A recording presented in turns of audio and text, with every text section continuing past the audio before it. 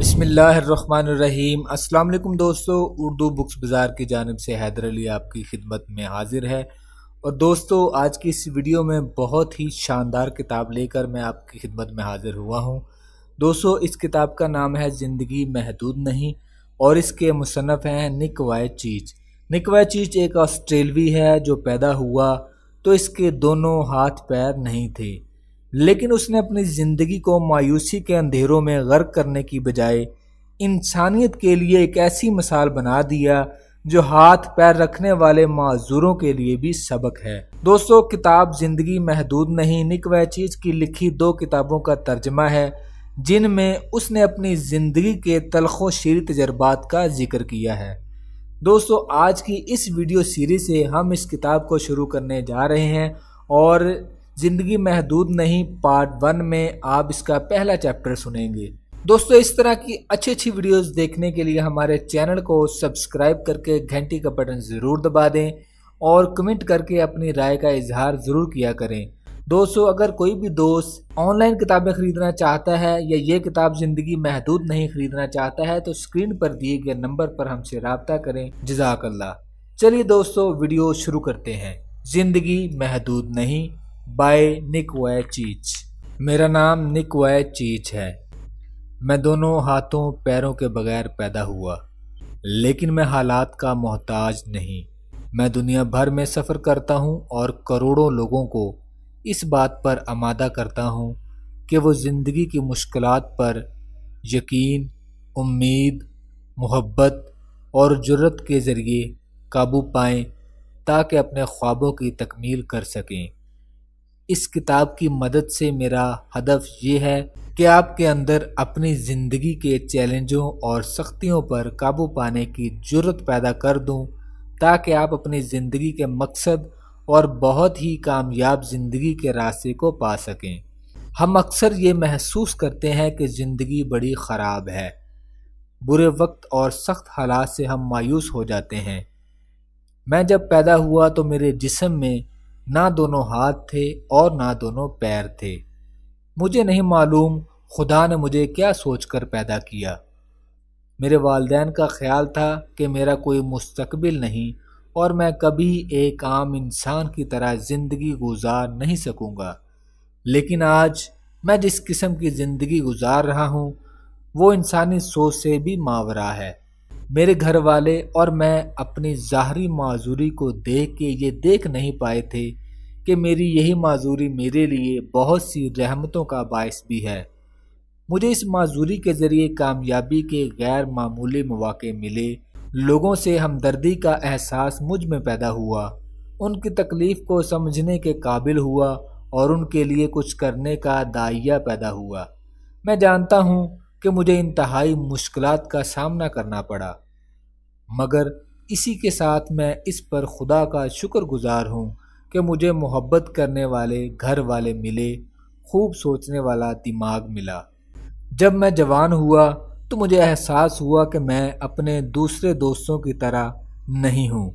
میں چاہتا تھا کہ میں ان کی طرح کھیلوں کودوں، تفریح کروں، مجھ سے بھی لوگ دوستی کریں، لیکن ایسا نہیں تھا۔ میں مایوس ہونے لگا۔ میرے ذہن میں طرح طرح کے منفی خیالات آتے تھے اور زندگی میں کچھ کرنے کو جی نہیں چاہتا تھا۔ میں اس غم میں مرا جا رہا تھا کہ مجھ سے کبھی کوئی محبت نہیں کرے گا، لیکن میں غلطی پر تھا۔ میرے ساتھ ان تاریک دنوں میں کیا ہوا آپ کو اس کتاب میں نہیں بتاؤں گا، البتہ یہ ضرور بتاؤں گا کہ ان حالات و کیفیات سے میں کیسے نکلا۔ میں آپ کو اس کتاب میں وہ اسٹریٹجی بتاؤں گا کہ جسے اختیار کر کے میں نے اپنے اندر قوت پیدا کی اور جسے اختیار کر کے آپ بھی اپنی زندگی میں وہ حاصل کر سکتے ہیں کہ جو آپ چاہتے ہیں۔ اگر آپ کے اندر کچھ کرنے کی خواہش اور جنون ہے تو خدا کی توفیق سے آپ اسے حاصل کر سکتے ہیں۔ یہ بالکل سچ ہے۔ مجھے بھی پہلے اس بات کا یقین نہیں تھا، لیکن اب کہ جب میں یہ سب کچھ حاصل کر چکا ہوں، اس یقین میں کیا شک ہے۔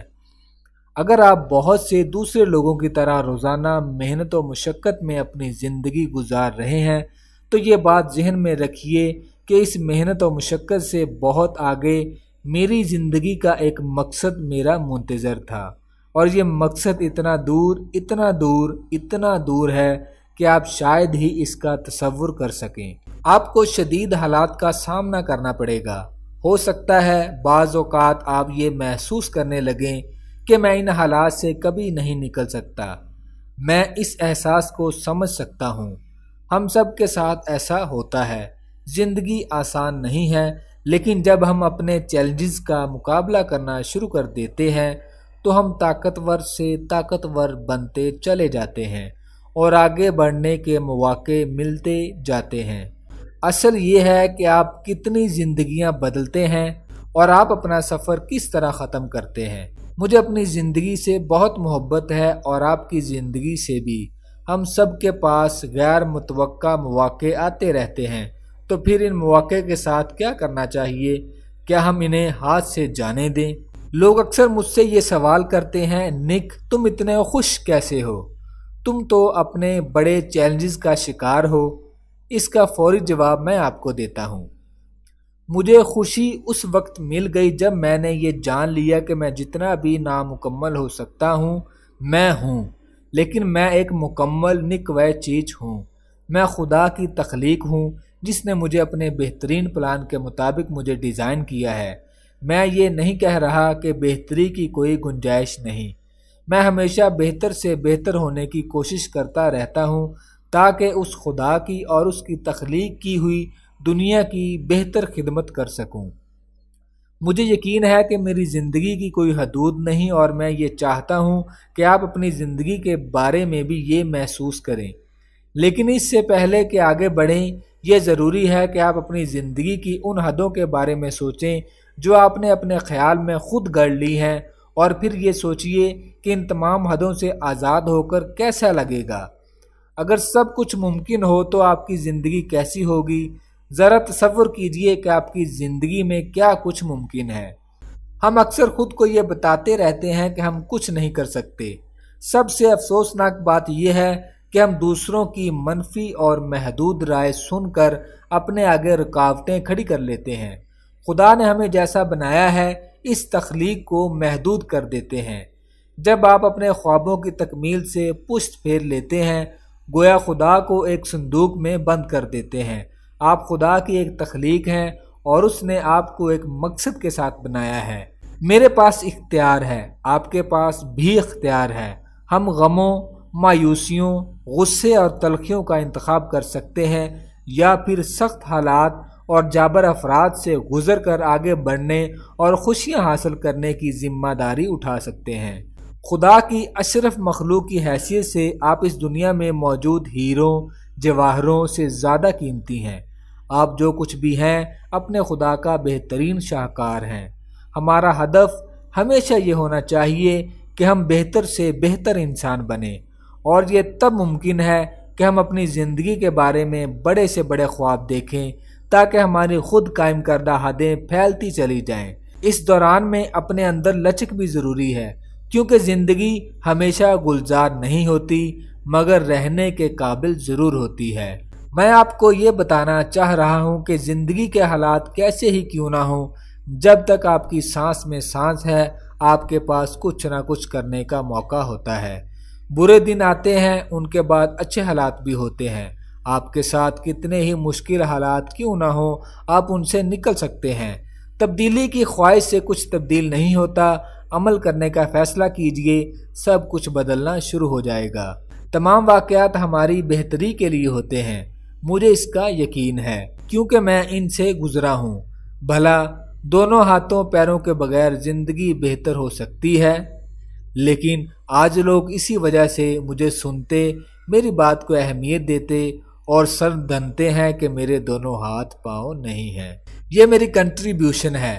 آپ بھی اپنی قدر جانیے، تلاش کیجئے کہ آپ کے اندر بھی کچھ ایسا ہے جو آپ دنیا کو دے سکتے ہیں۔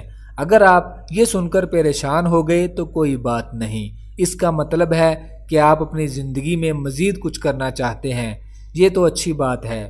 یہ وہ چیلنج ہے جو ہمیں وہ بناتا ہے کہ جو حقیقتاً ہمیں ہونا چاہیے لیکن ابھی تک ہو نہیں پائے۔ میں جن حالات میں پیدا ہوا تھا ان سے فائدہ اٹھانے کے قابل ہونے میں مجھے بڑا وقت لگا۔ میری ماں ایک ہسپتال کے گائنی وارڈ میں نرس تھی اور وہ روزانہ نوزائیدہ بچوں کو دیکھتی تھی۔ اسے معلوم تھا کہ بچے کی پیدائش سے پہلے ماں کو کیا کچھ کرنا چاہیے، اس لیے اس نے وہ تمام احتیاطیں کی جن کا خیال رکھنا چاہیے۔ اس نے بہتر سے بہتر ڈاکٹر کو اپنا چیک اپ کرایا۔ سب کچھ درست چل رہا تھا اور میرے 2 الٹرا ساؤنڈ بھی درست تھے، لہٰذا متوقع بچے میں کسی قسم کی کمی یا خامی کا کوئی خدشہ نہیں تھا۔ پھر وہ دن بھی آیا کہ میری ماں زچہ خانے میں تھی اور میری ولادت کے بعد انتظار تھا کہ وہ مجھے دیکھے۔ اس نے ہسپتال کے اسٹاف سے فرمائش کی کہ وہ اپنے بچے کو دیکھنا چاہتی ہے، لیکن ڈاکٹر اور نرسیں اس ششپنج میں تھے کہ کیا کیا جائے، کیونکہ ابھی تک انہیں یہ یقین ہی نہیں آیا تھا کہ جو بچہ پیدا ہوا ہے اس کے دونوں ہاتھ اور پیر نہیں ہیں۔ میری ماں نے جب مجھے دیکھنے کی فرمائش کی تو ڈاکٹر خاموش ہو گئے۔ میری ماں ایک تجربہ کار نرس تھی اور اس خاموشی کے معنی خوب اچھی طرح سمجھتی تھی۔ میری ماں نے چیخ کر کہا، مجھے بتاؤ کیا گڑبڑ ہے؟ ڈاکٹر نے کچھ توقف کے بعد بتایا، فوکیملیا۔ میری ماں اس لفظ سے بخوبی واقف تھی۔ اس نے چیخ چیخ کر رونا شروع کر دیا۔ وہ اپنے شوہر یعنی میرے باپ سے لپٹ کر رو رہی تھی اور اس سے پوچھ رہی تھی کہ اگر خدا ہم سے محبت کرتا ہے تو اس نے ہمارے ساتھ ایسا کیوں کیا؟ جب میری ماں چرچ گئی تو وہاں بھی کسی نے اسے نئے بیٹے کی مبارکباد نہیں دی۔ کسی رشتہ دار، محلے دار اور جاننے والے نے میری ماں کو میری پیدائش کی خوشی میں پھولوں کا تحفہ نہیں دیا۔ میری ماں نے میرے والد سے پوچھا، کیا میں اس قابل نہیں کہ مجھے کوئی پھول دے؟ میرے والد کو اچانک اس کا احساس ہوا اور وہ بولے، ہاں کیوں نہیں، اور اٹھ کر بازار سے میری ماں کے لیے پھول لے کر آئے۔ مجھے اپنی اس خامی کا احساس خود بھی 13 سال کی عمر میں جا کر ہوا جب میں نے اپنے والدین سے یہ سوال کرنا شروع کیا کہ دوسروں کی طرح میرے ہاتھ پیر کیوں نہیں ہیں۔ پھر اسکول جانا شروع کیا تو مجھے بڑے تلخ تجربات ہوئے۔ میں روتا ہوا جب اپنی ماں کو بتاتا کہ میرے ساتھ آج اسکول میں کیا ہوا تو میری ماں روتے ہوئے میری آنکھوں سے آنسو پونچھتے ہوئے مجھے سمجھاتی کہ بیٹا، اس میں خدا کی کوئی مصلحت ہے اور وہ ایک دن یہ مصلحت مجھ پر آشکار کر دے گا۔ میرے والدین کو یقین تھا کہ انہیں خدا نے اگر اس طرح کا بیٹا دیا ہے تو اس کا کوئی سبب ضرور ہے۔ ایک دن وہ بھی آیا کہ جب میں پوری دنیا کا سفر کرنے لگا، میں نے اپنے بارے میں اپنے خدا کے مقصد کو جان لیا۔ پہلے میں اپنی ہی خامیوں کو سب سے زیادہ سمجھتا تھا، لیکن آج مجھے احساس ہے کہ دنیا میں مجھ سے کہیں زیادہ پریشان اور غریب ہیں۔ میں اس پر خدا کا شکر گزار ہوں کہ جو میرے پاس ہے اور جو میرے پاس نہیں ہے اس پر کم ہی توجہ دیتا ہوں۔ میں نے دنیا بھر میں سفر کے دوران میں ایسے یتیم بچے دیکھے ہیں جو شدید بیماریوں کا شکار ہیں، جوان عورتیں جنسی ہوس کا شکار ہیں، مرد اس لیے قید ہیں کہ وہ قرض ادا نہیں کر سکتے۔ اگر آپ اپنا سفر جاری رکھیں تو بعض زخم جلد بھر جاتے ہیں۔ یہی معاملہ زندگی کی پریشانیوں کے ساتھ بھی ہے۔ ہو سکتا ہے آپ کی ملازمت چھوٹ گئی ہو، آپ کی کسی سے لڑائی ہو گئی ہو، بل ادا کرنے کی رقم نہ ہو۔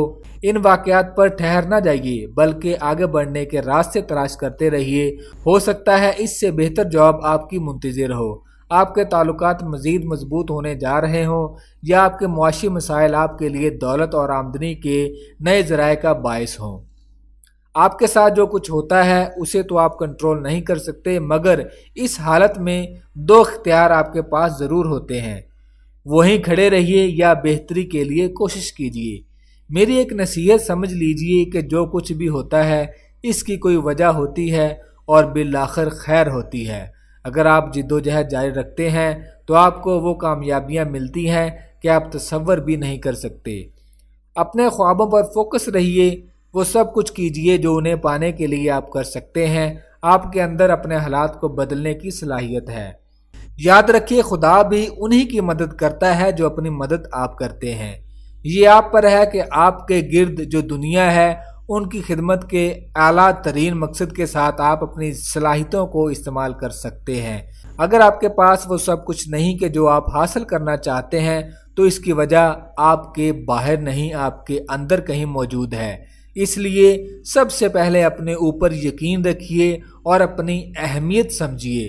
انتظار نہ کیجیے کہ دوسرے آ کر آپ کے اندر موجود صلاحیتوں کو دریافت کریں گے یا زندگی میں کوئی معجزہ ہوگا۔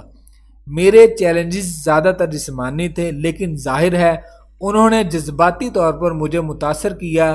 میں نوجوانی میں شدید خوفناک ڈپریشن سے گزرا، لیکن جیسے جیسے میں بڑا ہوتا گیا میں اپنی اس حالت کو قبول کرنے لگا۔ پھر لوگوں نے بھی اسی حالت میں قبول کرنا شروع کر دیا اور میری تعریف کرنے لگے۔